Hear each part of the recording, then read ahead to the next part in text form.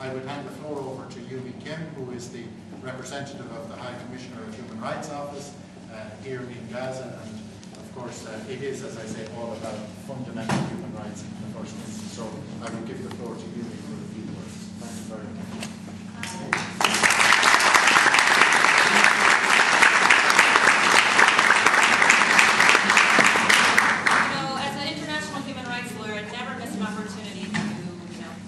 Propaganda to a captive audience. So I just want to first thank everyone for coming here. You know, there's several people here that's a part of this delegation that have been personal heroes of mine.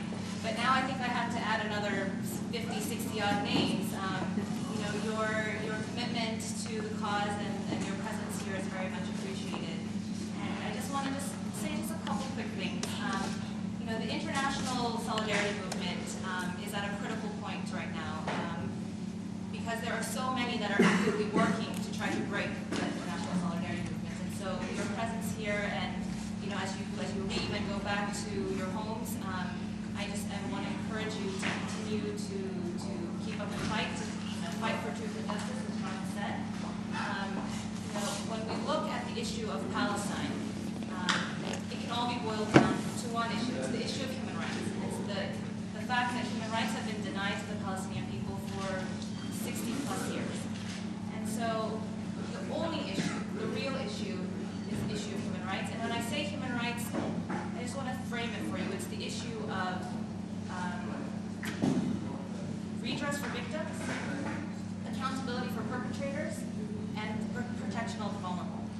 Again, when we're talking about what can we do in human rights terms, it's redress for victims, accountability for perpetrators, and protection of the vulnerable. And in this regard, the principal challenge of Palestine has been the issue of impunity.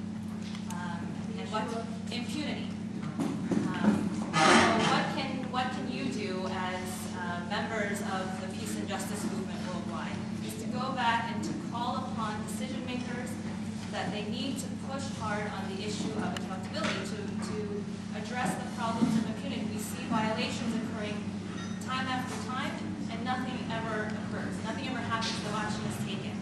And so, I guess my just one message to you is please go back home and take up the call for accountability. The massive 22 days of assault that we've seen, without prejudice to ongoing investigations and fact-finding missions, I think there are two things that are striking to me.